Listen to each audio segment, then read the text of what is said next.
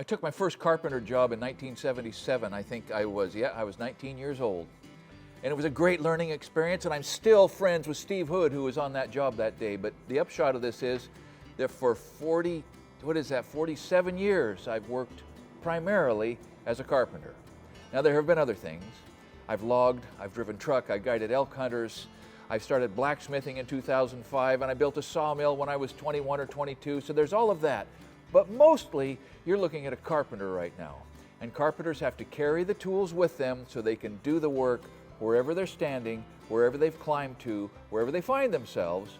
The work has to go on, which means you got to have tool bags. You got to have some way to have your tools around your waist so you can be productive. For the last 33 years, I've been riding a set of bags from Occidental, and for the last 7 years, a buckaroo belt from Australia. Let me show you how I set this stuff up, why I set it up that way, and some things you might think about if you're either just stepping into the trades or you're not keeping up with the guys around you who wear their tools in a different way. Now, before I dive into where I put my tools and why, I'll just point out that I used to wear suspenders on my bags. In fact, you can see right there, that's why that belt's all chewed up. I wore these bags in Las Vegas and up here. I think I got 8 years out of these, but they were used when I bought them. It was my introduction to Occidental leather, great product. But now, I don't put it on my bags, I wear it on my pants. And I like it, and we've done videos about it, and it works for me. Having said all of that, the first thing that I want to point out before where I put my tools and why is that Buckaroo sent me this belt, or somebody sent me the belt. It's a Buckaroo belt, and I did a video on why I was sort of hesitant to use that, but now, 7 years later, I can tell you I would never wear anything except a wide and padded belt. The material has held up. I like the change to where the bags are attached to a belt that's attached to the belt, so there's a difference, a shorter distance that these things can get out of position, and just the whole bit about softening the wear on your hips is just an unequivocal win. And Occidental makes a belt that goes with their bags, and I'm sure it's great, but there's no reason for me to ever switch away from Buckaroo on the belt itself. So here's the thing, maybe you're just starting out. Your first construction job is tomorrow, and you go to Home Depot and you bought the cheapest set of bags you can buy, and that's legitimate. I mean, you got to start someplace. Now you're going to grow past that because you get tired of replacing cheap bags every 2 years, which is what I did for the first 14 years or so. But if you want to know how to set up your bags, watch this video and watch the guy you work with that gets the most work done. And you will soon see why he has his tools set up the way they're set up, and then copy him.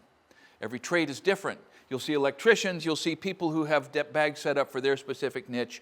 But what I'm talking to you about is a framer, a form setter, a general carpenter that has to show up and be able to do almost anything, anytime. Here's why I do it like this. The tape measure goes on the left-hand side because I'm a right-handed carpenter. And when your tape comes out, you hold it in your left and run it out with your right. Okay, if you've got to extend the tape a long ways out, you're controlling it with your right hand. You're holding it with your left hand, like that. The pencil is on the right-hand side for a right-handed carpenter, and it's presenting up where you can get at it. Now, if it's presenting too high, it's going to hang up when you're going between the studs and you're going to break it off. That's a bummer. So, find a pocket that'll let it go down in there a ways, but you've got to be able to get it. It becomes kind of a one move to mark a board. The tape comes out, the pencil comes out, just like that. So you can measure and mark and put them back, and you're going to work. If you have the tape and the pencil on the same side, it's 2 moves. Nobody has time for that. The next thing is, in the work that I do, most of the time, a speed square is great. Sometimes a tri-square, sometimes a T-bevel square. Sometimes, if you're lucky and got a Rufus before their production dropped off, a Rufus is nice, but for a tight profile, easily accessible, undroppable squaring solution with Occidental bag, it's a speed square that rides right there. It's almost, there's no cost to a T-square in your bags because it is out of the way. So those are the big deals, because you mark and you square and you cut. That's what you do. And so with the right, left, tight to the body application there, that's the way to go. Now, Occidental sets it up so your utility knife will ride kind of proud, and a wood chisel rides kind of proud. But you only use those, what, maybe 5 or 6 times a day, sometimes 5 or 6 times a week, so they're not in the presentation position. You got a nail set or a center punch. Sometimes they drop down in those pockets. That's kind of a bummer. Occidental, you ought to have a shallower pocket, maybe. Well, you got one. Good on you. But that's that setup. You never see a cop without a gun, and you better not see a carpenter without a hammer, right? You've got to have a hammer. And these things come, the bags come with a hammer loop. Now, that's not a hammer loop on the left. That's a hammer loop on the right. Right-handed guys are the majority. The bags could be alternated so that this would be in a similar spot on that side, but I don't like a loop anymore. I used the hammer loop for years, and that would be one of the first things to wear out, right? If your hammer's riding in there, it's just a question of time before the sharp edges of that hammer head wear through that. But the big problem is when you're moving at speed, the handle of the hammer bangs against the outside of your knee, and it hurts, particularly if you have ambition enough to run that just flops and it hurts. And so I put and buy an auxiliary hammer loop that rides in the back. It's out of the way. Now, the downside to that, and you'll see it in the comment section on that other video, is that if you fall backwards with the hammer right back there against your tailbone, centered up on your spine, and you land on that, brother, it could hurt you. But the fall's going to hurt you anyway. And there could just be anything related to your bags that could end up stabbing into your body anyhow at a bad fall. So it's a risk that I have been willing to take because of the productivity it gains me. And the hammer's out of the way when I'm walking by a countertop or a door jamb or something that I don't want to scrape, and I don't want that hammer flopping around and putting a mark that has to come out at the punch list time. So I've been bragging about Occidental because I used some less expensive ones to begin with. But leather wears out, nylon wears out, it all wears out. It just depends on what you like the feel of and what works for you. Now, I think I told you I got 12 years on these. I bought them new. And as I compare them to the ones that I think I have, now 22 years on these? But as an old man, okay, this is 22 years as an old carpenter. This was a dozen years as a young carpenter, half of it in Las Vegas. They wear out in similar places. Now, if you look over here, here's this pocket, which I think is designed to be for a chalk line. I don't use it for that. I hang a plumb bob on there sometimes, or a tape measure, a Spencer automatic rewind tape. But the rivets failed on this one. The stitching failed.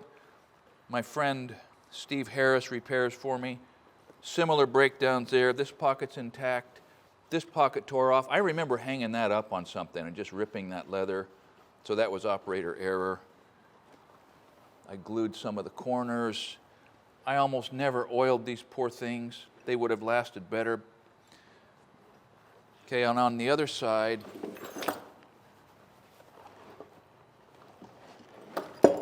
on the tape and nail side, the top pocket on this one is worn off of there. The original rivets let go. We put some more in. These rivets had held up. It's sort of a luck of the draw, I think. I mean, I don't know why sometimes they fail and sometimes they don't. The leather itself split right there. Put a fix on that. So in the comments, if you would just point out your experience with bags, nylon, lighter, stronger, heavier, replaceable. It's all a cost-value, cost-benefit calculation. Maintenance, I'm terrible. I think I oiled these once after the first video I did on them, and I haven't touched them since. So I probably throw away some money by not using some time for maintenance. But in general, my recommendation is that you set your bags up more or less like this if you're doing the work that I've been doing most of the time, and get yourself some sort of a wide padded belt. Buckaroo is a win. I'm sure Occidental does something equally good, perhaps better. Bottom line is, your belt is where your tools come in contact with your body the most. You get one body. you got to do a lot of work with it. So spend a little money on your boots, spend a lot of money on your belt, and pour it on. Thanks for watching Essential Craftsman, and keep up the good work.